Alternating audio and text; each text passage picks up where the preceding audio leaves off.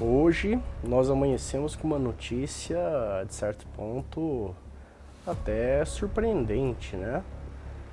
Hoje tivemos, logo pela manhã, a informação de que essa madrugada os Estados Unidos da América, né, atacaram a Venezuela e apreenderam o presidente venezuelano Nicolás Maduro, né, e que já se encontra aparentemente fora do território venezuelano, né, sob a jurisdição norte-americana, né.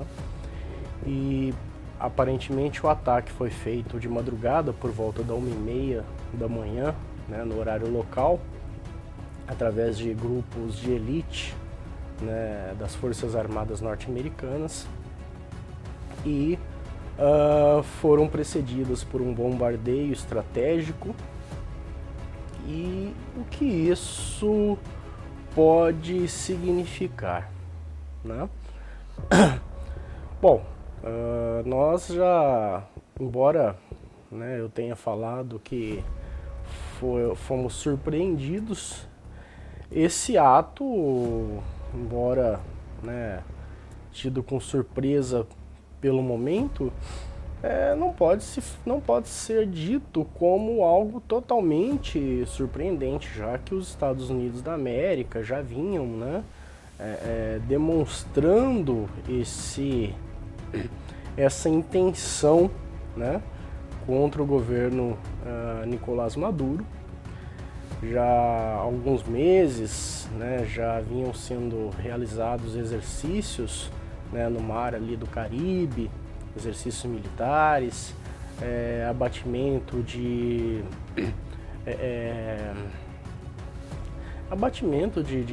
navios, né, e barcos, segundo, né, as fontes norte-americanas, ligados aí ao narcotráfico.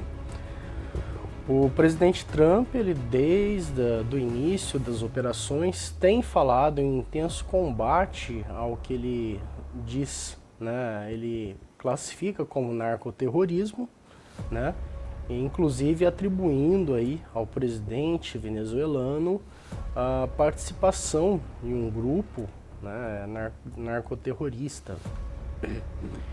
E isso traz, né, esse ato de hoje traz uma forte demonstração daquilo que os Estados Unidos da América está projetando aí para a América Latina, já desde quando, há cerca de 3 semanas atrás, publicou, né, a estratégia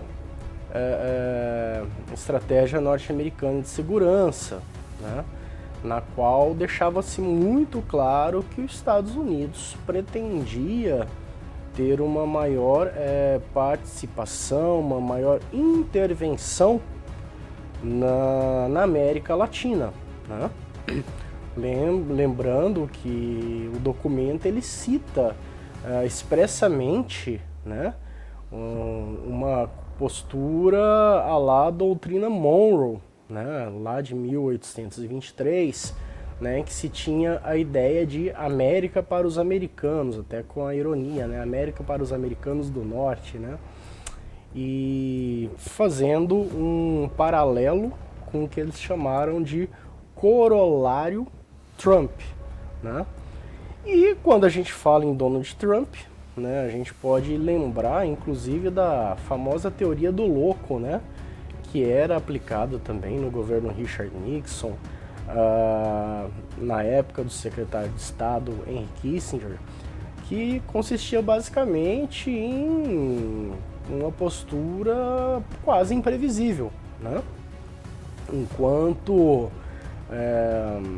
o presidente parecia negociar, parecia ter uma postura já, né, previamente definida, de repente ele mudava completamente e tomava atitudes completamente distintas, né, do discurso. E isso tem sido muito bem aplicado pelo Donald Trump. Repentinamente, pelo menos aparentemente, ele muda, né, aquilo que havia sido falado, né. Isso aconteceu com as tarifas, aconteceu em relação à própria lei Magnitsky, aqui com autoridades brasileiras, enfim.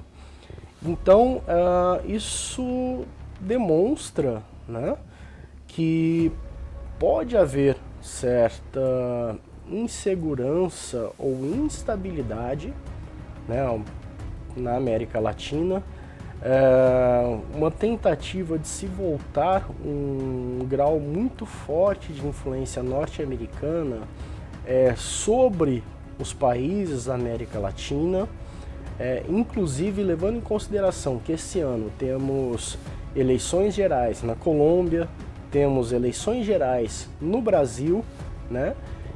E há uma séria tendência aí de influência, de tentativa de influência norte-americana sobre esses resultados, tá? Não vou entrar na questão de política nacional, não falo em política nacional, como a gente já sabe, né? Então, existe uma preocupação muito grande quanto a isso, até porque esse ataque, que não foi sequer discutido com organismos internacionais, com o Conselho de Segurança, não houve qualquer consideração com a opinião da Organização das Nações Unidas, ou sequer, né, com os aliados norte-americanos, deixa muito bem demonstrada, ou melhor, demonstrado um enfraquecimento do multilateralismo, né? E isso endossa a tendência que eu já venho falando de aumento das instabilidades, né, no mundo aí nos próximos meses, ao longo dos próximos anos. Nós temos aí a situação da Venezuela, temos a Ucrânia, né?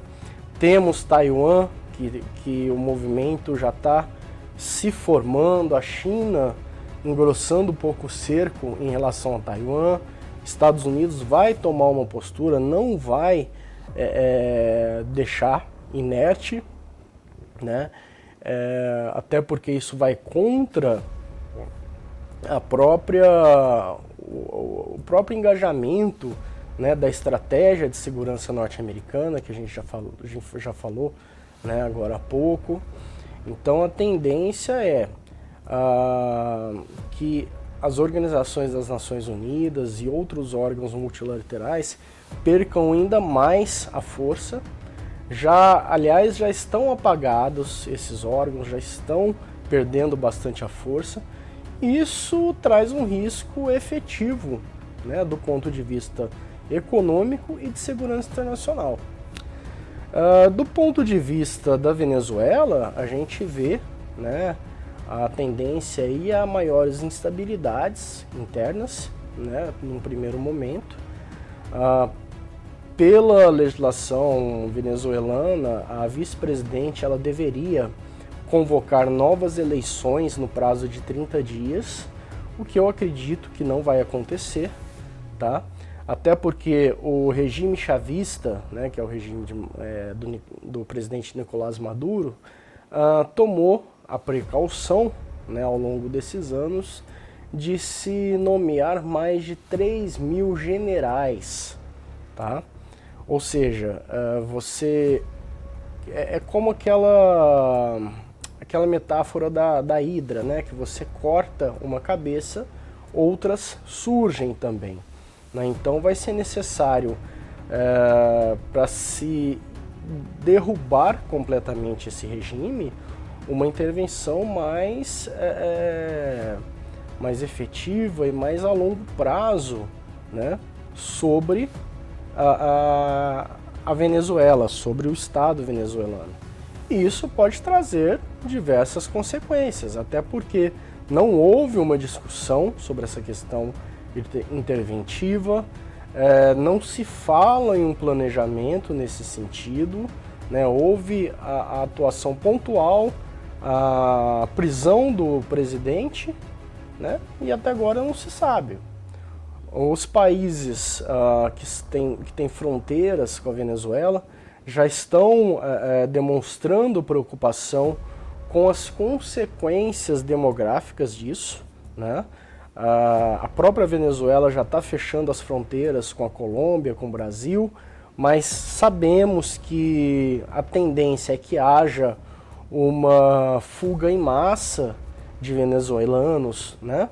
E o que pode trazer ao Brasil, inclusive, né, uma pressão sobre o sistema de saúde, sobre o sistema econômico, né, uma situação social muito grave que o Brasil vai precisar se preparar, né, num plano de contingência para que isso não acabe atingindo, né, a população de uma maneira geral, né?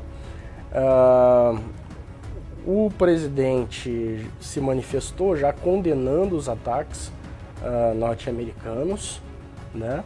Mas também a diplomacia brasileira vai ter que tomar certo cuidado, né, no manejo dessa situação, até porque nós estamos numa tentativa de negociação em relação à questão das tarifas, né, aos produtos brasileiros, né, que entram nos Estados Unidos da América, né? Nós estamos numa série de negociações. O fato é que não existem bonzinhos de nenhum lado, né? Ao mesmo passo em que o regime de Maduro, né, um regime ditatorial, um regime perverso, né? Veja os diversos vídeos aí da comemoração do povo sobre a prisão de Maduro. O povo venezuelano gritando como se fosse uma final de Copa do Mundo, né?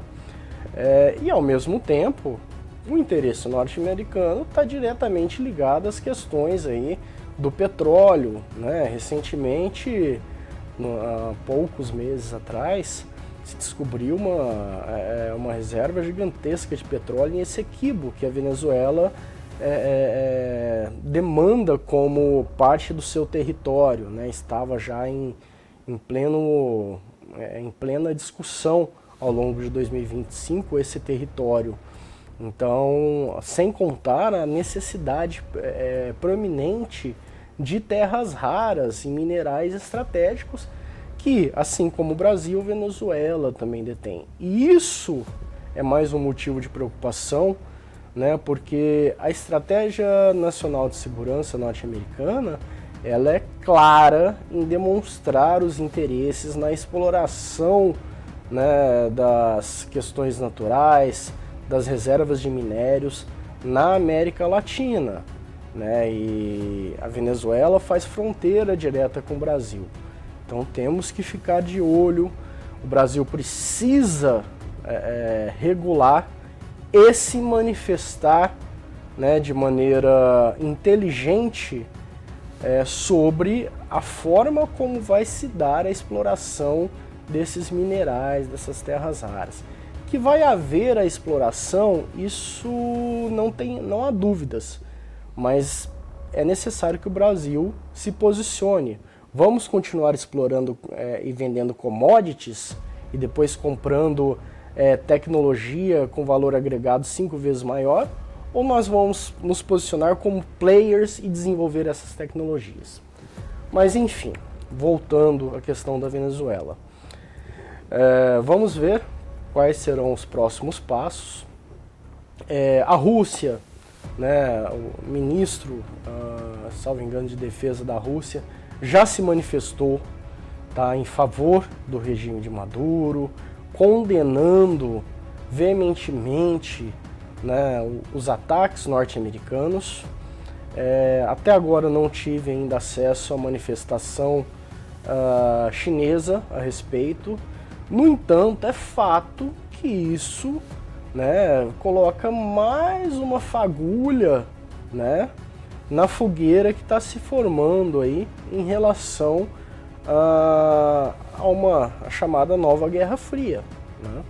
Hoje a Rússia ela não teria condições de assumir uma guerra total por procuração na Venezuela, até porque ela já está tendo dificuldades em manter os recursos destinados aí à guerra na Ucrânia, e já tem uma grave crise interna, né, social. Né? O dinheiro está acabando, de certa forma. Né? A não ser que consiga ter uma aproximação muito grande com a China e com os países que importam, né, energia, né, e gás, a Rússia ela está um pouco enfraquecida depois aí de 3 anos, quase 4 anos de campanha na Ucrânia.